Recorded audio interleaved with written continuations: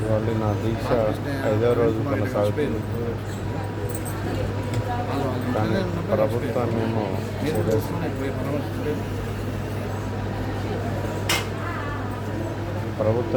స్పందించడం లేదు. నిరుద్యోగుల సమస్యలు అట్లనే ఉన్నాయి. గత ప్రభుత్వం అట్లనే చేసింది, ఈ ప్రభుత్వం అట్లా చేస్తుంది. ఉన్న ఉద్యోగాలు కూడా సక్రమంగా నింపట్లేదు. గురుకులాలని 3,000 మంది పైగా రోడ్డు పాలు చేసింది. వాస్తవంగా వాళ్ళు కరెక్ట్ వేలో నింపుంటే ఒక్క పోస్ట్ కూడా మిగిలేదు కాదు. నాకు తెలిసి దేశ చరిత్రలో ఈ విధంగా రిక్రూట్మెంట్ జరిగినటువంటి చరిత్ర ఎక్కడ లేదు. మిగిలితే 100 మిగిలితే 200 మిగులుతాయి, కానీ 3,000కు పైన పోస్టులు మిగిల్చుకొని వాళ్ళ రోడ్లో పడేశారు.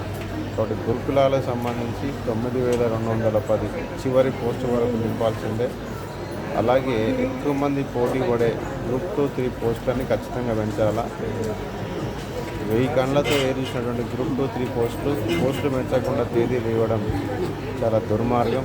ఒకటి తక్షణమే గ్రూప్ 2, 3లో గ్రూప్ 2 2,000కు, గ్రూప్ 3 3,000కు పోస్టులు పెంచాలని డిమాండ్ చేస్తున్నాను. మీరు మెగా డిఎస్ అని చెప్పేసి ఎన్నికల్లో పెద్ద ఎత్తున ఆమోదించారు.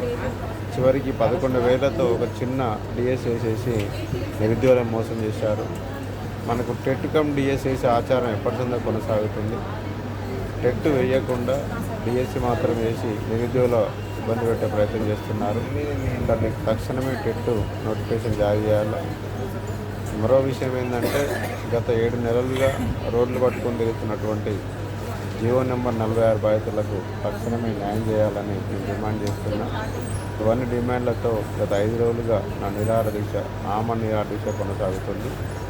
నా డిమాండ్ నెరవేర్చే వరకు నా దీక్షను కొనసాగిస్తాను.